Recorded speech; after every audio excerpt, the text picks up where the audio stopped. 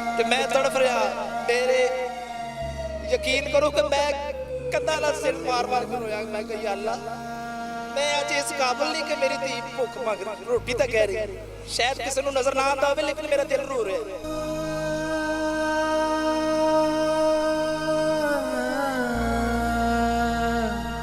Sir मैं किराया afford नहीं कर सकता। 3500 रुपया मकान का किराया, वो समझ लो कि बकरियां दे रहने वाला मकान है। जानवर रखे जाते हैं, लेकिन मैं अपने बच्चों को छत देना चाहना। मैं जो इन्हों के चेहरे वाल वेख ला, इनू तकलीफ होती है सर। रो रो के मेरे अखां भी पत्थर हो गई है। हुण अल्लाह दे आस बस।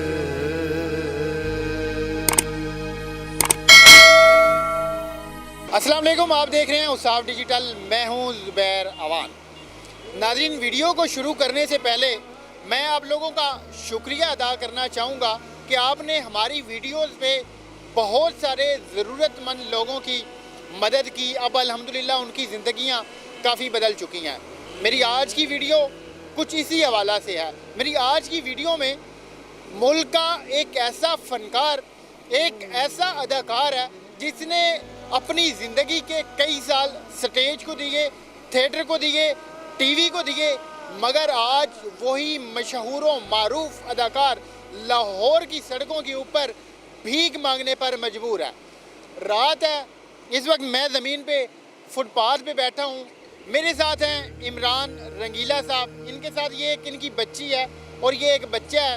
इनकी ये कुल कायनात है, ये 3 थैले। ये रात को इस टाइम आते हैं, यहाँ सड़क किनारे ये भीख मांगते हैं। उसके बाद ये घर को रवाना हो जाते हैं। जो चंद पैसे इकट्ठे होते हैं उन्हीं में ये गुजारा कर रहे हैं।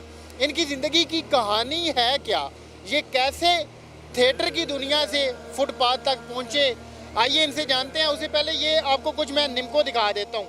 ये निम्को देखें, ये कुछ बिस्किट हैं, ये यहाँ पे साथ साथ सेल करते हैं। तो आइए इनसे हम बात करते हैं, इनसे कुछ अहवाल जानते हैं। सर अस्सलाम वालेकुम। जी वालेकुम अस्सलाम।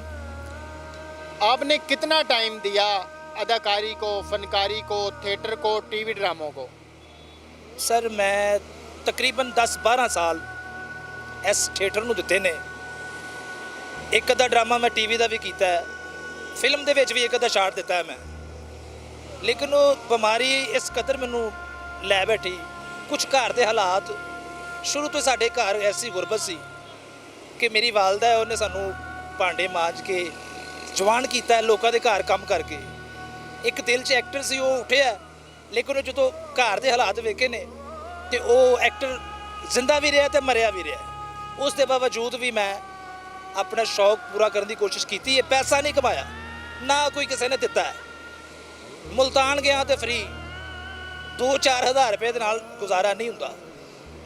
ਜੇ ਲਾਹੌਰ 'ਚ ਕੀਤਾ ਤੇ ਪਹਿਲੀ ਗੱਲ ਕਿਸੇ ਨੇ ਗੱਲ ਹੀ ਨਹੀਂ ਸੁਣੀ। ਇੱਕ ਟਾਈਮ ਸੀ ਕਿ 5000 ਬੰਦੇ ਨੂੰ ਮੈਂ ਇਕੱਲਾ ਹਸਾਨਾ ਸਾਂ।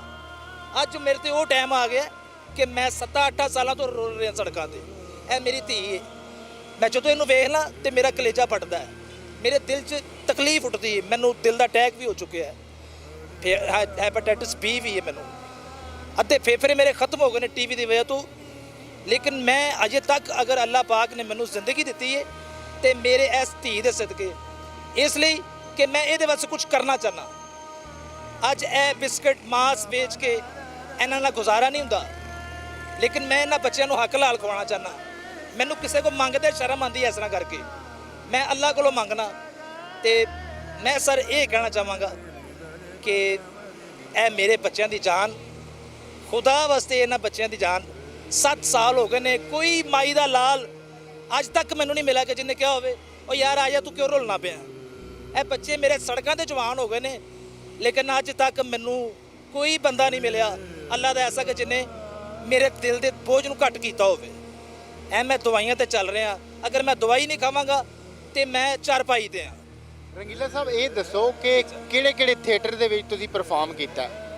ਸਰ ਮੈਂ ਕਰਾਊਨ ਥੀਏਟਰ ਤੋਂ ਸ਼ੁਰੂ ਕੀਤਾ ਸੀ, ਗੜੀ ਸ਼ੋਅ। ਹੁਣ ਤੇ ਸ਼ਾਦੀ ਹਾਲ ਬਣ ਗਿਆ ਤੇ ਅੱਲਾਹ ਦੇ ਬੰਦੇ ਸਨ ਜਿਨ੍ਹਾਂ ਨੇ ਮੈਨੂੰ ਇਸ ਲਾਈਨ 'ਚ ਲਾਇਆ ਸੀ। ਉਸ ਤੋਂ ਬਾਅਦ ਮੈਂ ਅਲ ਹਮਰਾ ਦੇ ਵਿੱਚ ਕੀਤਾ ਹੈ। ਉਸ ਤੋਂ ਬਾਅਦ ਫਿਰ ਮੂਨਲਾਈਟ, ਤਮਾਸੀਲ, ਇਸ ਤਰ੍ਹਾਂ ਦੇ ਥੀਏਟਰ, ਫਿਰ ਕਜ਼ਾਫੀ, ਫਿਰ ਉਸ ਤੋਂ ਬਾਅਦ ਲਾਹੌਰੋਂ ਬਾਹਰ ਮੈਂ ਚਲਾ ਗਿਆ, ਜਲਾਲਪੁਰ ਪੀਰਾਂ ਗਿਆ, ਮੁਲਤਾਨ ਵਾਲੀ ਸਾਈਡ 'ਤੇ। ਉੱਥੇ ਫਿਰ ਆਊਟਡੋਰ ਗਿਆ ਮੈਂ, ਫਿਰ ਆਸਤਾ ਆਸਤਾ ਫਿਰ ਲਾਹੌਰ 'ਚ, ਫਿਰ ਆਸਤਾ ਆਸਤਾ ਫਿਰ ਬਿਮਾਰ ਹੋ ਗਿਆ ਮੈਂ, ਕੁਛ ਗੁਰਬਤ ਐਸੀ, ਕੁਛ ਘਰ ਦੀਆਂ ਪਰੇਸ਼ਾਨੀਆਂ। ਉਸ ਤੋਂ ਬਾਅਦ ਫਿਰ ਥੋੜ੍ਹਾ ਜਿਹਾ ਮੈਂ ਸੈੱਟ ਹੋਇਆ, ਅੱਲਾਹ ਪਾਕ ਨੇ ਮੇਰੇ ਨਸੀਬ 'ਚ ਸ਼ਾਦੀ ਲਿਖਤੀ, ਮੈਂ ਸ਼ਾਦੀ ਕਰ ਲਈ। ਕਿਹੜੇ ਮਸ਼ਹੂਰ ਐਕਟਰ ਨੇ ਜਾਂ ਐਕਟਰੈਸਾਂ ਨੇ ਜਿਨ੍ਹਾਂ ਦੇ ਨਾਲ ਤੁਸੀਂ ਪਰਫਾਰਮ ਕਰਦੇ ਰਹੇ ਹੋ? ਸਰ ਮੇਰੇ ਉਸਤਾਦ ਔਰ ਮੇਰੇ ਮੈਨੂੰ ਅਜੇ ਤੱਕ ਦੁੱਖ ਹੈ ਉਹਨਾਂ ਦਾ, ਜਿਨ੍ਹਾਂ ਦੇ ਜਨਾਜ਼ੇ ਤੇ ਮੈਂ ਨਹੀਂ ਜਾ ਸਕਿਆ, ਜਿਨ੍ਹਾਂ ਨੂੰ ਪੂਰਾ ਪਾਕਿਸਤਾਨ, ਪੂਰਾ ਅਮਰੀਕਾ, ਪੂਰਾ ਯੂਰਪ, ਇੰਗਲੈਂਡ, ਇੰਡੀਆ ਤੋਂ ਲੈ ਕੇ ਬੱਚਾ ਹਰ ਮਤਲਬ ਕਿ ਜਾਣਦਾ ਉਹਨਾਂ ਨੂੰ।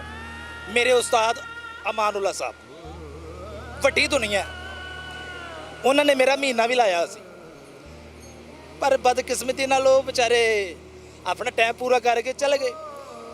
ਜਦੋਂ ਤੇ ਉਹ ਮਰ ਗਏ ਨੇ, ਮੈਂ ਤੇ ਬਸ ਸਮਝ ਲਓ ਕਿ ਕੂੜੇ ਵਾਂਗਰ ਹੀ ਹੈਗਾ ਮੈਂ ਸੜਕ ਤੇ। ਮੇਰੀ ਮਦਦ ਕਰਦੇ ਸਨ ਹੋਰ ਵੀ ਮਾਸ਼ਾਅੱਲਾ, ਅੱਲਾਹ ਪਾਕ ਨੂੰ ਜ਼ਿੰਦਗੀ ਕਰੇ ਕਿ ਉਹ ਜ਼ਫਰੀ ਸਾਹਿਬ ਨੇ, ਤਾਰਕ ਟੈਡੀ ਸਾਹਿਬ ਨੇ, ਇਫਤਾਰ ਠਾਕਰ ਸਾਹਿਬ ਨੇ, ਅਮਾਨਤ ਚੰਦ ਸਾਹਿਬ ਨੇ। ਮੈਨੂੰ ਕਿਸੇ ਨੇ ਕਿਹਾ ਯਾਰ ਅਮਾਨਤ ਚੰਦ ਸਾਹਿਬ ਨੇ, ਉਹਨਾਂ ਦੇ ਘਰ ਜਾ ਤੇ ਜਾ ਕੇ ਉਹਨਾਂ ਨੂੰ ਕਿਹਾ ਯਾਰ ਮੇਰੀ ਹੈਲਪ ਕਰੋ। ਮੈਂ ਕਿਹਾ ਮੈਂ ਅੱਗੇ 1-2 ਵਾਰੀ ਗਿਆ, ਸਕੀ ਸਰਵਰ ਸਾਹਿਬ ਇੱਕ ਬੜਾ ਵੱਡਾ ਨਾਂ ਹੈ, 2-4 ਵਾਰੀ ਮੈਂ ਉਹਨਾਂ ਕੋਲ ਮਦਦ ਮੰਗੀ ਹੈ, ਉਹਨਾਂ ਨੇ 2-4 ਹਜ਼ਾਰ ਰੁਪਏ ਦਿੱਤਾ ਹੈ। ਉਸ ਤੋਂ ਬਾਅਦ ਫਿਰ ਇੱਕ ਪਰੇਸ਼ਾਨੀ, ਮਾਲਕ ਨੇ ਮੇਰਾ ਸਮਾਨ ਬਾਹਰ ਰੱਖਤਾ। ਮੈਂ ਕਿਹਾ ਸਕੀ ਸਾਹਿਬ ਮੈਨੂੰ ਪੈਸੇ ਚਾਹੀਦੇ ਨੇ। ਉਹਨੇ ਕਿਹਾ 1500 ਰੁਪਈਆ ਫੜ ਲਾ ਬੁਕਿੰਗ ਤੋਂ ਆ ਕੇ, ਤੇ ਦੁਬਾਰਾ ਮੈਨੂੰ ਤੰਗ ਨਹੀਂ ਕਰਨਾ ਤੇ ਮੈਂ ਤੈਨੂੰ ਅੰਦਰ ਕਰਵਾ ਦਾਂਗਾ। ਉਹ ਸਰ ਫਿਰ ਮੈਂ ਬਿਸਕੁਟ ਸਾਰਾ ਲੈ ਕੇ ਇਹਨਾਂ ਸੜਕਾਂ ਤੇ ਤੁਸੀਂ ਵੇਖੀਏ ਮੈਂ ਕੀ ਕਰਨਾ ਪਿਆ, ਤੇ ਇਸ ਤਰੀਕੇ ਨਾਲ ਮੈਂ ਗੁਜ਼ਾਰਾ ਕਰ ਰਿਹਾ। ਰੰਗੀਲਾ ਸਾਹਿਬ, ਜਿਹੜਾ ਤੁਹਾਡਾ ਘਰ ਹੈ ਜਿੱਥੇ ਤੁਸੀਂ ਰਹਿ ਰਹੇ ਹੋ, ਉਹ ਕਿਰਾਏ ਦਾ ਹੈਗਾ ਜਾਂ ਤੁਹਾਡਾ ਆਪਣਾ ਹੈ?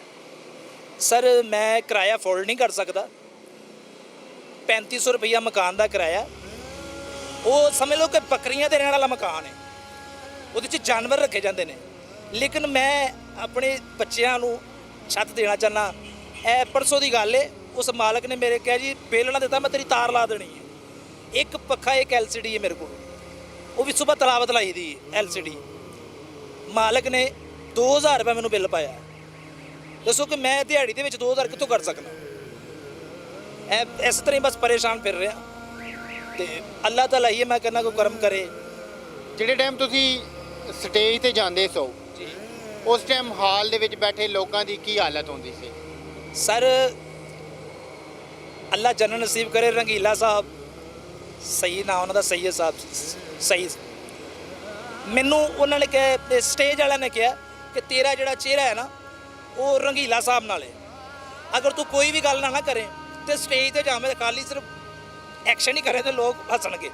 ਔਰ ਯਕੀਨ ਕਰੋ ਕਿ ਜਿਸ ਵੇਲੇ ਮੈਂ ਸੈੱਟ ਤੇ ਗਿਆ, ਮੈਂ ਕੋਈ ਗੱਲ ਨਹੀਂ ਕੀਤੀ ਤੇ ਪਬਲਿਕ ਜਿਹੜੀ ਉਹ ਕਲੈਪਾਂ ਤੇ ਲਾਫਟਰ ਦੇਣ ਲੱਗ ਪਈ। ਆਸਤਾ ਆਸਤਾ ਮੇਰੇ ਦਿਲ 'ਚ ਇੱਕ ਜਨੂਨ ਉੱਠ ਗਿਆ। ਫਿਰ ਮੈਂ ਸ਼ੌਕੀ ਖਾਨ ਸਾਹਿਬ ਨੂੰ ਕਾਪੀ ਕਰਨਾ ਸ਼ੁਰੂ ਕਰਤਾ। ਉਹ ਐਸਾ ਕਾਪੀ ਕਰਨਾ ਸ਼ੁਰੂ ਕੀਤਾ ਕਿ ਬਚਪਨੀ ਐਕਟਰ ਮੇਰੇ ਦਿਲ 'ਚ ਪੈ ਗਿਆ। ਮੈਂ ਉਹਨਾਂ ਦੀ ਕੇਸਟਾਂ ਸੁਣਨਾ ਸਾਂ, ਸਿਰਫ ਅਸਲ ਮਕਸਦ ਸੀ ਕਿ ਸ਼ੌਕੀ ਖਾਨ ਸਾਹਿਬ ਦਾ ਮੈਂ ਫੈਨ ਸਾਂ, ਤੇ ਉਹਨਾਂ ਵੱਲ ਵੇਖ ਕੇ ਮੈਨੂੰ ਸ਼ੌਕ ਪੈ ਗਿਆ। ਜਿਹੜੇ ਟਾਈਮ ਬੱਚੇ ਇਹਨਾਂ ਨੂੰ ਭੁੱਖ ਲੱਗਦੀ ਏ, ਰੋਟੀ ਮੰਗਦੇ ਨੇ, ਤੁਹਾਡੇ ਕੋਲ ਪੈਸੇ ਨਹੀਂ ਹੁੰਦੇ ਖਵਾਉਣ ਵਾਸਤੇ, ਕੀ ਬੀਤਰੀ ਹੁੰਦੀ ਹੈ ਦਿਲ ਤੇ? ਇਹ ਤੇ ਤੁਸੀਂ ਮੈਨੂੰ ਉਹ ਗੱਲ ਪੁੱਛ ਲਈ ਕਿ ਇੱਕ ਦਿਨ ਐਸਾ ਟਾਈਮ ਸੀ ਕਿ ਮੇਰਾ ਸਾਹ ਉਲਟ ਜਾਂਦਾ, ਤੇ ਇਹ ਮੇਰੀ ਬੇਟੀ, ਇਹ ਮੇਰਾ ਬੱਚਾ, ਅੰਮੀ ਭੁੱਖ ਲੱਗੀ, ਤੇ ਮੈਂ ਤੜਫ ਰਿਹਾ। ਮੇਰੇ ਯਕੀਨ ਕਰੋ ਕਿ ਮੈਂ ਕੰਧਾਂ ਨਾਲ ਸਿਰ ਮਾਰ ਕੇ ਰੋਇਆ। ਮੈਂ ਕਿਹਾ ਯਾ ਅੱਲਾ, ਮੈਂ ਅੱਜ ਇਸ ਕਾਬਲ ਨਹੀਂ ਕਿ ਮੇਰੀ ਧੀ ਭੁੱਖ ਮੰਗ ਰੋਟੀ ਤਾਂ ਕਹਿ ਰਹੀ। ਅੰਮੀ ਮੈਂ ਨਾਲ ਦੇ ਕੋਲ ਜਾ ਕੇ ਰੋਟੀ ਨਾ ਲੈ ਆਵਾਂ? ਮਾਂ ਕਹਿੰਦੀ ਨਹੀਂ ਪੁੱਤਰ ਰਹਿਣ ਦੇ, ਨਾ ਜਾਈ। ਅਗਲੇ ਕਹਿਣਗੇ ਏਡੇ ਹੀ ਭੁੱਖੇ ਨੇ, ਇਹਨਾਂ ਕੋਲ ਰੋਟੀ ਦੇ ਵੀ ਪੈਸੇ ਨਹੀਂ। ਯਕੀਨ ਕਰੋ ਸਰ ਜੀ, ਹਜੇ ਤੱਕ ਮੈਂ ਵੇਖਣਾ ਤੇ ਮੇਰੇ ਸ਼ਾਇਦ ਕਿਸੇ ਨੂੰ ਨਜ਼ਰ ਨਾ ਆਉਂਦਾ ਹੋਵੇ, ਲੇਕਿਨ ਮੇਰਾ ਦਿਲ ਰੋ ਰਿਹਾ। ਇਹ ਮੇਰੀ ਧੀ ਹੈ, ਵੇਖੋ, ਇਹ ਹੀਰੇ ਵਰਗੀ। ਇਹ 6 ਮਹੀਨੇ ਦੀ ਸੀ ਜਦੋਂ ਮੈਂ ਸੜਕਾਂ ਤੇ ਲੈ ਕੇ ਫਿਰਨਾ ਪਿਆ ਸਾਂ, ਮੋਟਰਸਾਈਕਲ ਦੇ ਉੱਤੇ, ਸਾਹ ਦਾ ਵੀ ਮਰੀਜ਼ ਹਾਂ, ਲੇਕਿਨ ਉਸ ਦੇ ਬਾਵਜੂਦ ਮੈਂ ਪਰਵਾਹ ਨਹੀਂ ਕੀਤੀ।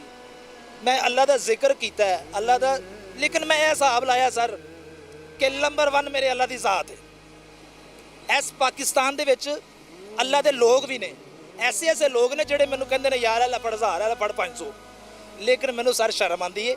ਮੈਂ ਇੱਕ ਐਕਟਰ ਹਾਂ, ਮੈਂ ਭੀਖ ਮੰਗਣ ਵਾਲਾ ਨਹੀਂ, ਮੈਂ ਇੱਕ ਐਕਟਰ ਹਾਂ। ਮੈਂ ਚਾਹੁੰਦਾ ਕਿ ਮੇਰੀ ਕੋਈ ਅੱਲਾ ਦੇ ਨਾਂ ਤੇ ਕੋਈ ਐਸੀ ਮੇਰੀ ਮਦਦ ਹੋ ਜਾਏ ਜਿਹੜਾ 2-2.5 ਲੱਖ ਰੁਪਈਆ ਮੈਂ ਸਾਡੇ ਉੱਥੇ ਲਾ ਕੇ ਜਾਂਦਾ ਮਕਾਨ, ਮੈਂ ਇਹਨਾਂ ਨੂੰ ਲੈ ਦਿਆਂ, ਆਪਣੀ ਬੀਵੀ ਨੂੰ ਕਹਾਂ ਕਿ ਵੀ ਤੂੰ ਬੈਠ। ਅਗਰ ਸਰ ਮੈਂ ਚਾਹਾਂ ਨਾ ਤੇ ਅੱਲਾਹ ਪਾਕ ਨੇ ਮੈਨੂੰ ਬੀਵੀ ਇੰਨੀ ਖੂਬਸੂਰਤ ਦਿੱਤੀ ਹੈ, ਮੈਂ ਚਾਹਾਂ ਤੇ ਮੈਂ 6 ਮਹੀਨੇ 'ਚ ਥੀਏਟਰ ਦੇ ਜ਼ਰੀਏ ਮੈਂ ਇੱਥੇ ਮਕਾਨ ਵੀ ਲੈ ਸਕਣਾ, ਸਭ ਕੁਝ ਕਰ ਸਕਣਾ। ਲੇਕਿਨ ਸਰ ਮੇਰਾ ਜ਼ਮੀਰ ਜਿਹੜਾ ਜੇ ਜ਼ਿੰਦਾ ਹੈ, ਐਕਟਰਾਂ ਦੇ ਜ਼ਮੀਰ ਨਹੀਂ ਹੁੰਦੇ, ਮੈਂ ਮੂੰਹ ਤੇ ਬਸ ਸਾਫ਼ ਗੱਲ ਕਰ ਰਿਹਾ, ਲੇਕਿਨ ਮੇਰਾ ਜਿਹੜਾ ਜ਼ਮੀਰ ਹੈ ਨਾ, ਮੇਰਾ ਜ਼ਮੀਰ ਇਹ ਵੇ ਕਿ ਨਹੀਂ, ਇਹ 4 ਸੈਕਿੰਡ ਵੀ ਨਹੀਂ ਲੱਗਦੇ ਇਨਸਾਨ ਮਰ ਜਾਂਦਾ ਹੈ। ਤੇ ਕੀ ਜਵਾਬ ਦਿਆਂ ਗੱਲਾਂ ਨੂੰ? ਤੁਹਾਡੇ ਕਹਿਣ ਦਾ ਮਤਲਬ ਇਹ ਵੇ ਕਿ ਗੁਰਬਤ ਜਾਂ ਇਹ ਚੀਜ਼ ਬਰਦਾਸ਼ਤ ਕਰ ਸਕਦੇ ਹੋ, ਲੇਕਿਨ ਤੁਹਾਡੇ ਕੋਲ ਇਹ ਨਹੀਂ ਬਰਦਾਸ਼ਤ ਹੋਏਗਾ ਕਿ ਤੁਹਾਡੀ ਜਿਹੜੇ ਵਾਈਫ ਨੇ ਉਹ ਲੋਕਾਂ ਦੇ ਸਾਹਮਣੇ ਜਾ ਕੇ ਨੱਚਣ, ਜੁਗਤਾ ਮਾਰਨ ਜਾਂ ਆਪਣਾ ਜਿਸਮ ਦੀ ਨੁਮਾਇਸ਼ ਕਰਨ। ਅੱਲਾ ਮਾਫੀ ਦੇਵੇ, ਅੱਲਾ ਮਾਫੀ ਦੇਵੇ। ਮੈਨੂੰ ਮਰਦਿਆਂ ਕਲਮਾ ਨਸੀਬ ਨਾ ਹੋਵੇ ਜੇ ਮੇਰੀ ਇਹ ਸੋਚ ਹੋਵੇ।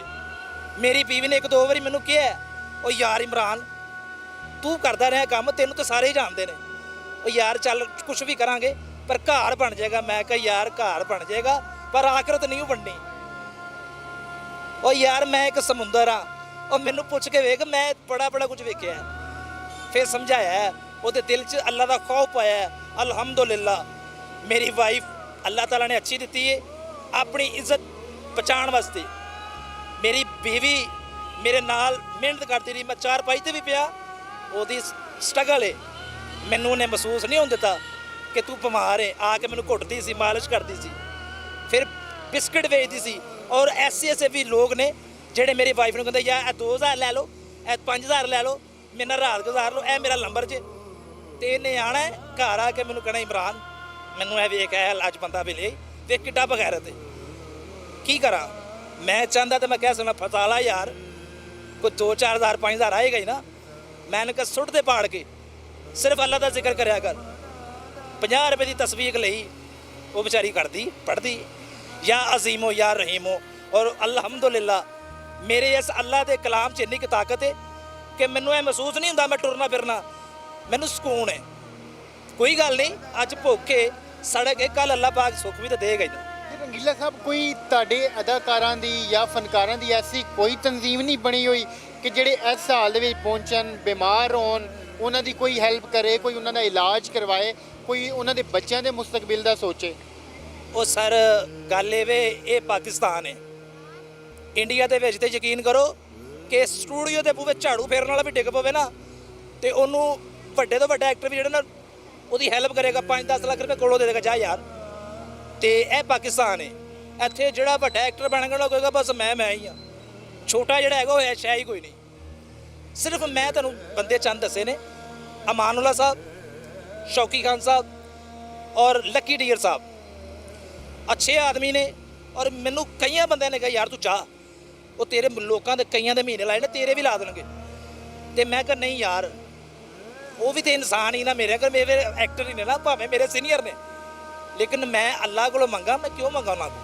ਹੁਣ ਇਹ ਦੱਸੋ ਕਿ ਜ਼ਾਹਿਰੀ ਗੱਲ ਹੈ ਤੁਸੀਂ ਇੱਥੇ ਰਾਤ ਨੂੰ ਕਿੰਨੇ ਵਜੇ ਤੱਕ ਮੰਗਦੇ ਹੋ? ਸਰ ਅਸੀਂ ਸਵੇਰੇ, ਪਹਿਲੀ ਗੱਲ ਹੈ ਕਿ ਮੇਰੇ ਦਵਾਈ ਖਾਨਾ ਮੈਂ, ਤੇ ਮੈਂ ਨਸ਼ਾ ਇੰਨਾ ਕੁ ਹੁੰਦਾ ਦਵਾਈ ਦਾ ਕਿ ਦਵਾਈ ਖਾ ਕੇ ਮੈਂ ਟੁਰ ਨਹੀਂ ਸਕਦਾ। ਮੈਂ ਤੁਹਾਨੂੰ ਦੱਸਿਆ ਕਿ ਮੈਨੂੰ ਸਾਹ ਦੀ ਵੀ ਪ੍ਰੋਬਲਮ ਹੈ, ਮੈਨੂੰ ਦਮੇ ਦੀ ਸ਼ਿਕਾਇਤ ਹੈ। ਫਿਰ ਅਸੀਂ ਆਨੇ ਆ 2 ਵਜੇ 2:30 ਵਜੇ, ਥੋੜੀ ਸ਼ਾਮ ਹੁੰਦੀ ਹੈ ਕਿ ਇੱਕ ਐਕਟਰ ਆਦਮੀ ਆ, ਆਪਣਾ ਚਿਹਰਾ ਨਹੀਂ ਦਿਲ ਕਰਦਾ ਕਿਸੇ ਨੂੰ ਵਾਹਣ ਨੂੰ, ਸਿੱਧੀ ਗੱਲ ਹੈ। ਫਿਰ ਕਦੀ ਉਹ ਉੱਥੇ ਸਾਈਡ ਤੇ ਬਹਿ ਜਾਂਗਾ, ਕਦੀ ਉਹ ਉੱਥੇ ਬਹਿ ਜਾਂਗਾ। ਦੁਕਾਨਾਂ ਵਾਲੇ ਵੀ ਸਾਰੇ ਜਾਣਦੇ ਨੇ, ਉਹਨਾਂ ਨੂੰ ਪਤਾ ਕਿ 2-3 ਸਾਲ ਹੋ ਗਏ ਨੇ ਇਹ ਬੰਦਾ ਇੱਥੇ ਆਂਦਾ ਹੈ। ਕਈਆਂ ਨੂੰ ਪਤਾ ਐਕਟਰ ਹੈ, ਕਈਆਂ ਨੂੰ ਪਤਾ ਨਹੀਂ ਐਕਟਰ।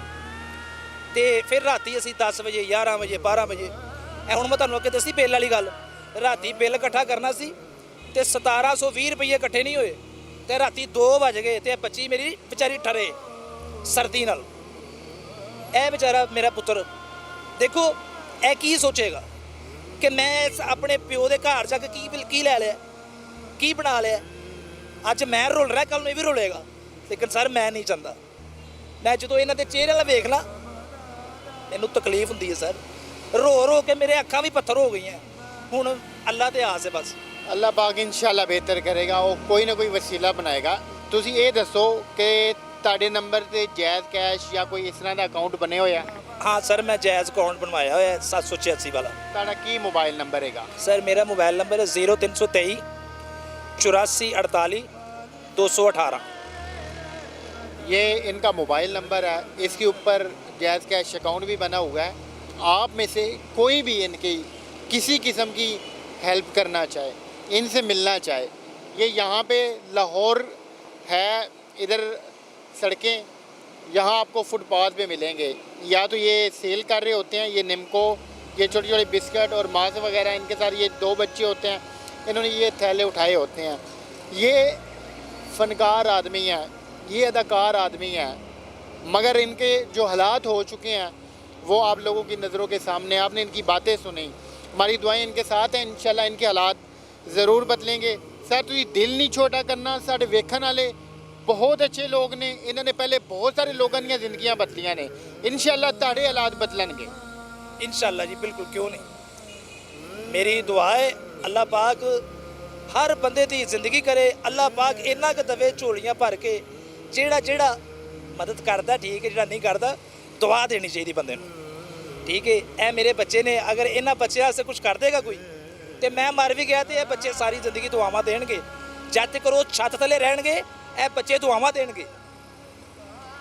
हमें कोई चाहे इन बच्चों को स्कूल में एडमिशन दिला दे, इनकी तालीम का ख़र्चा उठा ले, इनका माहाना लगा दे, ताकि ये भी अपने घर में रह सकें, चाहे कोई इनका इलाज करवा दे।